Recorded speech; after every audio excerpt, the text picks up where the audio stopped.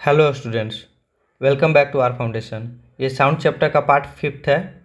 Last video में हम लोगों ने पढ़ा था कैरेक्टरिस्टिक्स ऑफ साउंड वेव, जिसमें हम लोगों ने amplitude and frequency and time period के बारे में पढ़ा था। इस वीडियो में हम लोग पढ़ेंगे कि एम्पलीट्यूड एंड फ्रीक्वेंसी किस तरह साउंड के क्वालिटी को अफेक्ट करता है। साउंड का क्वालिटी कहने का मतलब हुआ कि जैसे आप लोग सुनते होंगे कोई साउंड लाउड होता है, कोई साउंड लो होता है, कोई साउंड श्रिल होता है।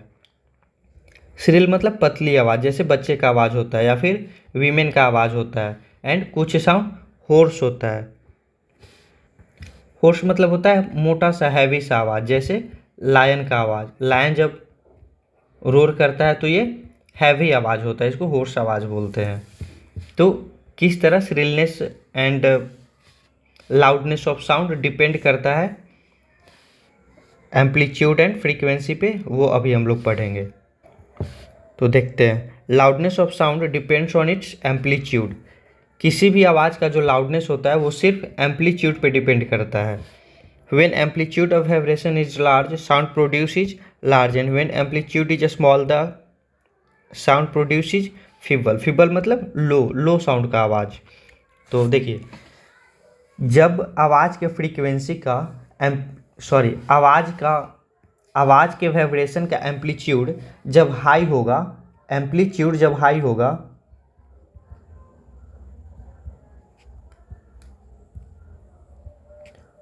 एम्पलीट्यूड जब हाई होगा तो लाउडनेस ज़्यादा होगा, साउंड लाउड होगा। बट जब एम्पलीट्यूड लो होगा तो आवाज़ फीबल होगा। फीबल मतलब लो साउंड का होगा, धीमा सुनाई देगा ये आवाज़। नेक्स्ट है श्रिलनेस और pitch of a sound is determined by the frequency of sound. जैसा कि श्रिलनेस मैंने अभी बताया कि पतली आवाज़, जैसे बच्चे का, बेबी का आवाज़ जो होता है श्रिल होता है, वीमेन का आवाज़ श्रिल होता है, या फिर बर्ड का आवाज़। बर्ड जब चिरपिंग करती है, चिरपिंग मतलब होता है चहचहाना, पक्षी जब बोलती है तो उसका आवाज़ भी श्रिल होता है। एंड श्रिलनेस एंड पिच का रिलेशन ये होता है कि जब साउंड श्रिल होता है तो उसका पिच हाई होता है। पिच हाई होता है, जितना ज़्यादा साउंड श्रिल रहेगा उतना ज़्यादा पिच होगा, मतलब जितनी पतली आवाज़ होगी पिच उतना ज़्यादा होगा। तो देखिए, श्रिलनेस और पिच जो है ये फ्रीक्वेंसी पे डिटरमाइन होता है कि जो साउंड का वाइब्रेशन है उसका फ्रीक्वेंसी कैसा है। If the frequency of vibration is higher then sound is shrill.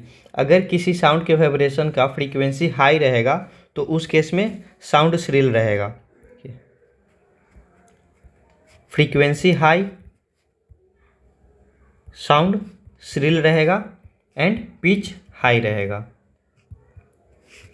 Frequency vibration का हाई रहेगा तो पिच उस साउंड का हाई रहेगा, एंड श्रिलनेस उस वॉइस का ज़्यादा रहेगा। तो हम लोगों ने देखा कि लाउडनेस एम्पलीट्यूड पे डिपेंड करता है, श्रिलनेस और पिच फ्रीक्वेंसी पे डिपेंड करता है। जब एम्पलीट्यूड ज़्यादा होगा तो लाउडनेस ज़्यादा होगा, एम्पलीट्यूड कम होगा तो लाउडनेस कम होगा। फ्रीक्वेंसी ज़्यादा होगा तो आवाज़ श्रिल होगा, पिच हाई होगा। फ्रीक्वेंसी कम होगा तो श्रिलनेस कम होगा एंड पिच भी कम होगा। देखिए, if the frequency of sound is lower the sound will be hoarse. तो होर्स साउंड मतलब हैवी, जो कि कम श्रिल हो। जैसे लायन के केस में देखिए, लायन जो रोर करता है इसमें क्या होता है, ये एक तो लाउड होता है एंड ये होर्स होता है। इसका मतलब लाउड है, इसका मतलब एम्पलीट्यूड हाई होता है। लाउड का मतलब एम्पलीट्यूड इसका हाई होगा, एंड होर्स का मतलब है कि इसका फ्रीक्वेंसी लो होगा। बट बर्ड का केस देखिए, बर्ड के केस में आवाज़ श्रिल होता है, इसका मतलब इसका फ्रीक्वेंसी हाई होगा एंड लाउडनेस कम होता है, मतलब ये फीबल होता है। तो फीबल का मतलब हो गया कि एम्पलीट्यूड इसका लो होगा।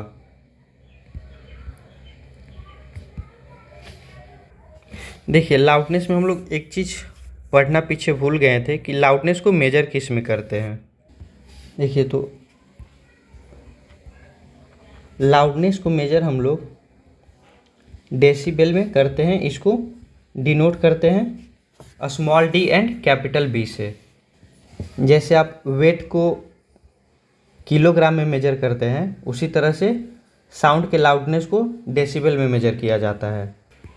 सॉरी, इसका स्पेलिंग ये होता है।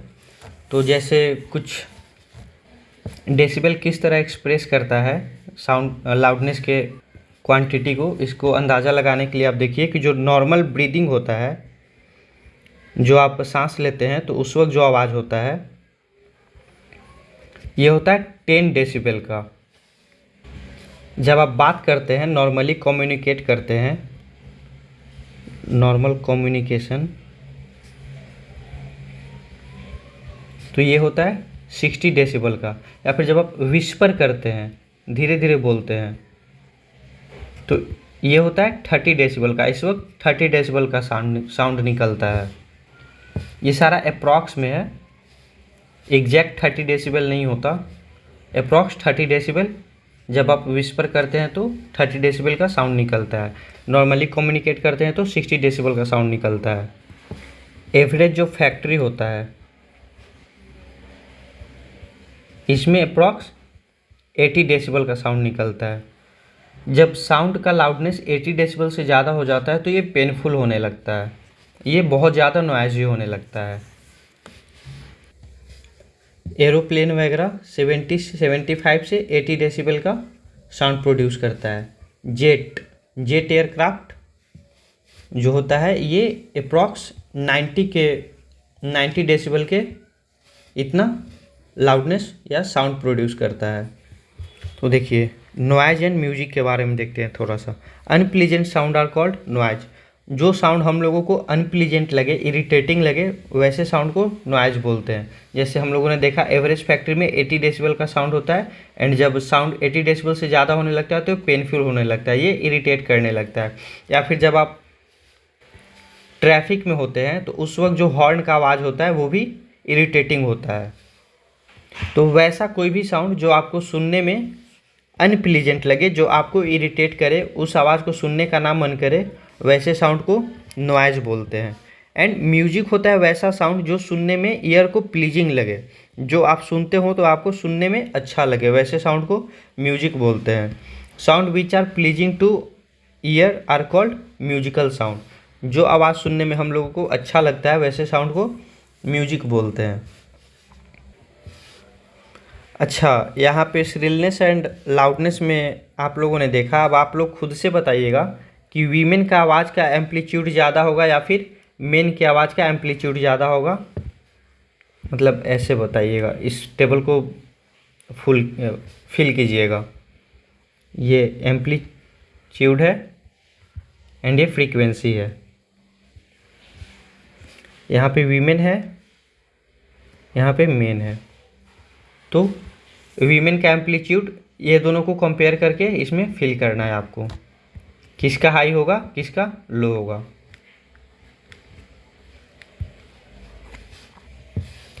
नेक्स्ट है noise pollution. Presence of excessive और unwanted sound in the environment is called noise pollution. Excess sound या अनवांटेड साउंड जो इन्वायरमेंट में होता है, हमारे आसपास होता है, उसको नॉइज पॉल्यूशन बोलते हैं। जैसे एयर पोल्यूशन में देखा था हम लोगों ने कि अनवांटेड पार्टिकल एंड गैस, जैसे एक्सेस CO2, NO2, ये सब जो होता है ये सब एयर पोल्यूशन काउज करता है। उसी तरह नॉइज पोल्यूशन के केस में जब excess and unwanted sound air जब इन्वायरमेंट में प्रेजेंट होता है तो उस कंडीशन को नॉइज पोल्यूशन बोलते हैं। देखिए मेजर काउज क्या है नॉइज पोल्यूशन का। व्हीकल, गाड़ियों से जो आवाज़ निकलती है, जैसे अभी हम लोगों ने देखा था ट्रैफिक में जो आवाज़ निकलती है वो हम लोग को इरिटेटिंग लगती है, तो ये भी एक नॉइज पोल्यूशन का सोर्स है। कुछ व्हीकल वाले, बाइकर या कार वाले ऐसा स्पीकर का यूज़ करते हैं जिससे साउंड लाउड निकलता है, वैसे भी पुलिस फाइन भी करती है। ट्रैफिक में बहुत सारे लोग एक्सेस हॉर्न बजाने लगते हैं जब ज़रूरत नहीं होता है फिर भी, तो ये भी एक नॉइज़ पोल्यूशन का सोर्स है। Explosion including bursting of crackers, जो पटाखे हम लोग जलाते हैं उससे बहुत ज़्यादा नॉइज़ पोल्यूशन होता है। एंड एक्सप्लोजन, रॉक्स वगैरह को ब्रेक करने में हम लोग एक्सप्लोजन का यूज़ करते हैं। अगर कहीं पे रॉक्स को ब्रेक करना होता है तो यहाँ पे इंजीनियर एक्सप्लोजन का यूज़ करता है, इसको एक्सप्लोड करता है। या फिर कहीं पे रॉकेट लॉन्च होता है तो उस वक्त भी बहुत ज़्यादा नॉइज़ निकलता है, बहुत ज़्यादा आवाज़ निकलता है। ये सब नॉइज़ पोल्यूशन का सोर्स है। टेलीविज़न, टीवी जब आप लोग देखते हैं हाई वॉल्यूम में जब आप सॉन्ग सुनते हैं उस वक्त भी नॉइज़ पोल्यूशन होता है। किचन अप्लायंस जैसे ग्राइंडर हो गया, ग्राइंडर मिक्सर हो गया, ये भी काफ़ी आवाज़ करता है।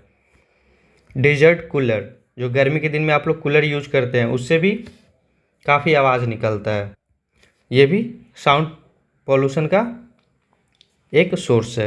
एयर कंडीशनर भी आवाज़ करता है, इसका कंडेंसर आवाज़ करता है। एयर कंडीशनर का जो कंडेंसर होता है बाहर में जो लगा होता है आउटर यूनिट, वो आवाज़ करता है, तो वो भी एक साउंड पोल्यूशन का सोर्स है। अब effect of noise pollution, noise pollution का क्या इफेक्ट होता है, किस तरह से हमारे हेल्थ को इम्पैक्ट करता है, ये पढ़ेंगे। देखिए नॉइज़ पोल्यूशन का हेल्थ रिलेटेड प्रॉब्लम क्या है। लैक ऑफ स्लीप, नींद की कमी हो जाती है। हाइपरटेंशन, ब्लड प्रेशर ज़्यादा रहने लगता है। एंग्जाइटी, इरिटेशन टाइप का फील होते रहता है, जल्दी जल्दी गुस्सा आने लगता है। हियरिंग इम्पेयरमेंट मतलब हियरिंग लॉस, सुनाई कम देना। जैसे हम लोगों ने भी पढ़ा कि एरोप्लेन वगैरह जो होता है काफ़ी साउंड प्रोड्यूस करता है, तो जो लोग एयरपोर्ट के आसपास होते हैं उन लोगों को हियरिंग इम्पेयरमेंट होने का चांस ज़्यादा होता है। उन लोगों को धीमी आवाज़ें सुनाई नहीं देती है जनरली। जो लोग भी एयरपोर्ट के आसपास होते हैं उन लोग से बात करने के लिए आपको लाउड आवाज़ का यूज़ करना पड़ेगा। हियरिंग इम्पेयरमेंट वैसे परमानेंट हियरिंग इम्पेयरमेंट जो होता है वो कंप्लीट हियरिंग इम्पेयरमेंट होता है, जो होता है जैसे कि मतलब बिल्कुल सुनाई नहीं देना, ये जनरली बाय बर्थ होता है। एंड हियरिंग इम्पेयरमेंट जो है ये आपके स्पीच डेवलपमेंट को भी अफेक्ट करता है। हियरिंग इम्पेयरमेंट जो है स्पीच डेवलपमेंट को अफेक्ट करता है। मतलब देखिएगा कि बचपन में जिसको सुनाई नहीं देता है अच्छे से उसको अच्छे से बोलने भी नहीं आता होगा। अगर आप किसी ऐसे बच्चे को जानते हो या किसी ऐसे आदमी को जानते हो जिसको बचपन से ही सुनाई नहीं देता, उसको देखिएगा कि अच्छे से बोलने भी नहीं आता है, क्योंकि hearing and speech direct linked होता है। आजकल तो बहुत सारा डिवाइस आ गया है, मतलब अच्छे डिवाइस आ गए हैं, मेडिकल इक्विपमेंट आ गया है जिसके हेल्प से अगर किसी को सुनाई नहीं देता है तो वो भी सुनने लगता है। आजकल जो हम लोग ईयरफोन का यूज करने लगे हैं या ईयरबड जो नया ट्रेंड में आ गया है, इससे भी हियरिंग इम्पेयरमेंट का चांस बहुत ज़्यादा बढ़ गया है। एक सर्वे में पता चला है कि 12 से 35 ईयर का जो ये जो एज ग्रुप है इन लोगों में 50% तक चांस बढ़ गया है हियरिंग लॉस का। ये परमानेंट या टेम्पररी कुछ भी हो सकता है। बहुतों को परमानेंट हियरिंग लॉस होने का भी चांस बढ़ गया है आजकल, एंड टेम्पररी हियरिंग लॉस भी बहुतों को होने लगा है। एक्चुअली ये 50% नहीं है, 50% टोटल पॉपुलेशन जो है वो रिस्क पे आ गया है हियरिंग इम्पेयरमेंट का। मतलब जो टोटल पॉपुलेशन है, सपोज कीजिए कि 100 पॉपुलेशन है 12 से 35 साल के एज में, तो इसमें से 50% जो है 50 लोग हियरिंग इम्पेयरमेंट से अफेक्ट हो सकते हैं। मतलब 50% लोग रिस्क पे आ गए हैं हियरिंग इम्पेयरमेंट का। एंड याद रखिएगा कि जो इंटरनल ईयर में जो प्रॉब्लम होता है ना, इंटरनल ईयर में जो प्रॉब्लम आता है वो हील नहीं होता है इजीली। जैसे आपका अदर जो बॉडी पार्ट है उसको अगर कुछ होता है तो वो हील हो जाता है, ठीक हो जाता है, बट इनर ईयर में अगर कोई प्रॉब्लम आता है तो उसको ठीक करना बहुत मुश्किल हो जाता है। ये जो ईयरफोन यूज़ करते हैं ना, ईयरबड यूज़ करते हैं, ये ईयर में जो हेयर होता है इसको डैमेज करता है, जिसकी वजह से कॉक्लिया जो है साउंड को अच्छे से इंटरप्रेट नहीं कर, साउंड को अच्छे से इलेक्ट्रिकल सिग्नल में कन्वर्ट करके ब्रेन तक नहीं पहुंचा पाता है। तो इसीलिए ईयरफोन हेडफोन का ज़्यादा यूज नहीं करना चाहिए। हेडफोन यूज़ करने का एक रूल है 60% 60 मिनट, मतलब जो मैक्सिमम वॉल्यूम है आपके फ़ोन का, ईयरफोन का, उसको 60% पे ही रखना है। 60% से ज़्यादा आवाज़ नहीं करना एंड मैक्सिमम 60 मिनट के लिए सुनना है। इससे ज़्यादा देर के लिए यूज नहीं करना है। तो इसको ध्यान रखिएगा, ईयरफोन यूज़ करने का एक रूल है 60% 60 मिनट। नेक्स्ट हम लोग देखते हैं measures to limit noise pollution. Noise pollution को किस तरह से कम किया जा सकता है। तो देखिए, नॉइज़ पोल्यूशन को कम करने का एक ही तरीका है कि जो साउंड का सोर्स है उसको कंट्रोल किया जाए, जहाँ से साउंड प्रोड्यूस हो रहा है उसको कंट्रोल किया जाए। जैसे silencing devices must be installed in aircraft, engine, transport vehicle, industrial machine and home appliance. Silencing, जैसे बाइक में देखे होंगे साइलेंसर लगा हुआ होता है, तो साइलेंसर का काम होता है कि बाइक के इंजन से जो आवाज़ निकल रहा है उसको कम करना। अगर साइलेंसर निकाल दीजिएगा बाइक से, तो बाइक को जब स्टार्ट कीजिएगा साइलेंसर निकाल करके, तो बाइक का इंजन का आवाज़ बहुत ही ज़्यादा होता है। तो इसी तरह कह रहा है कि साइलेंसिंग डिवाइस लगाने के लिए एयरक्राफ्ट का भी हम लोगों ने देखा 90 डेसिबल के अप्रॉक्स लाउडनेस होता है इसका, तो इसमें साइलेंसर का यूज़ किया जा सकता है। ट्रांसपोर्ट व्हीकल में भी अच्छे साइलेंसर का यूज़ किया जा सकता है। इंडस्ट्रियल मशीन, इंडस्ट्री में जो मशीन होता है उसमें भी साइलेंसर लगा करके इसकी आवाज़ को कम किया जा सकता है। या फिर होम अप्लायंस जैसे मिक्सर हो गया, इसमें भी साइलेंसर का यूज़ करके इसकी आवाज़ को, लाउडनेस को कम किया जा सकता है। All noisy operation must be conducted away from any residential area. Residential area होता है जहाँ पे लोग रहते हैं, जहाँ पे घर होता है या लोग उसमें रहते हैं, वैसे एरिया को रेसिडेंशियल एरिया कहते हैं। तो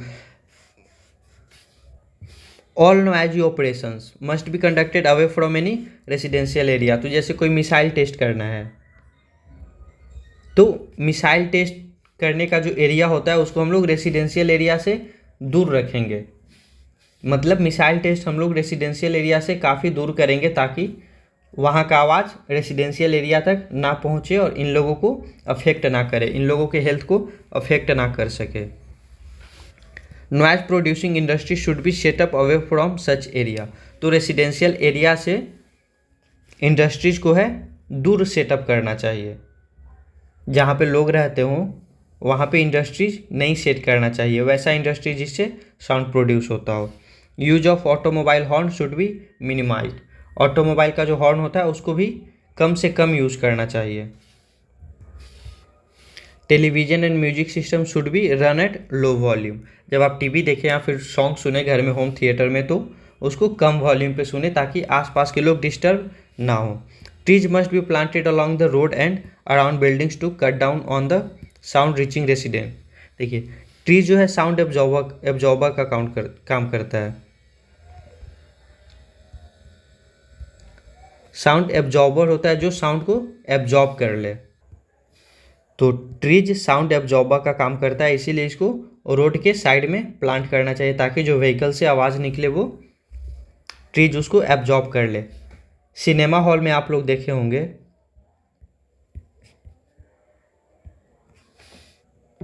कि हॉल के पूरे सरफेस पे ऊपर नीचे साइड में, मतलब चारों तरफ हर सरफेस पे एक मैट लगाया हुआ होता है। एंड ये मैट जो होता है ये रफ सरफेस होता है इस मैट का। तो ये जो मैट होता है ये भी साउंड एब्जॉर्ब करने के लिए लगाया हुआ होता है ताकि हॉल में एक्सेस साउंड ना प्रोड्यूस हो। स्टूडियो में भी देखे होंगे, स्टूडियो में भी साउंड एब्जॉर्बर का यूज़ किया जाता है ताकि साउंड प्रोड्यूस ना हो एक्स्ट्रा। उल हो गया, फोम हो गया, बर्लैप हो गया, वेलवेट हो गया, ये जो मैंने अभी बताया कि सिनेमा हॉल में जो ये मटेरियल लगा होता है ये वेलवेट होता है मोस्टली। तो उल, वेलवेट, ये सारा साउंड एब्जॉर्बर का काम करता है। तो ये चैप्टर हम लोगों का कंप्लीट हो गया। ये जो अब तक हम लोगों ने पढ़ा है वो कुछ पॉइंट है, इसको आप लोग देख लीजिएगा। मैं सारा बता चुका हूँ। जैसे साउंड एक वाइब्रेशन होता है। In human being the vibration of the vocal cord produce by sound. Sorry, जो वोकल कॉर्ड होता है ह्यूमन बीइंग में वो साउंड प्रोड्यूस करता है। Sound travel through a medium, gas, liquid और सॉलिड। साउंड को ट्रैवल करने के लिए एक मीडियम चाहिए होता है, वो गैस हो सकता है, लिक्विड हो सकता है, सॉलिड भी हो सकता है, but it can't travel in vacuum. Sound vacuum में ट्रैवल नहीं करता। ईयर ड्रम देखिए वाइब्रेशन को सेंस करता है। नंबर ऑफ ऑसिलेशन और वाइब्रेशन पर second is called frequency. Frequency को हर्ट्ज में एक्सप्रेस करते हैं।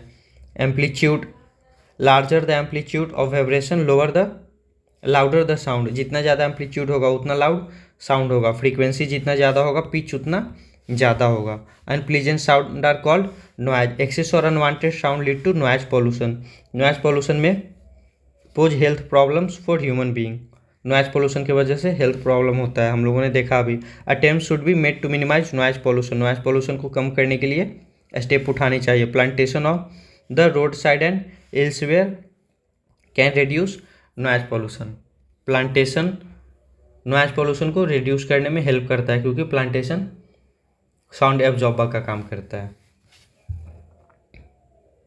इस चैप्टर का PDF डिस्क्रिप्शन में दिया गया टेलीग्राम चैनल पे मिल जाएगा। आप लोग वीडियो को लाइक कीजिए, शेयर कीजिए एंड चैनल को सब्सक्राइब कीजिए। Thank you.